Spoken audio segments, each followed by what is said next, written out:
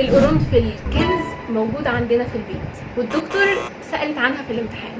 القرنفل فيه مادة اسمها ايوجينول، ومش بس بتساعد على تخفيف آلام اللثة والتسوس ورائحة الفم الكريهة، لا كمان بتقلل التهاب جدار المعدة وبتساعد على الهضم، وبتقلل الإسهال والانتفاخات والقولون والحموضة، وبتساعد على إنبات الشعر لأن هي بتنشط الدورة الدموية. بس لو انت مريض سكر لازم تستشير الطبيب وما تزودش منه، ودي معلومة درسناها وهتفيدك في حياتك. ولو انت طالب صيدلي ركز في المعلومة.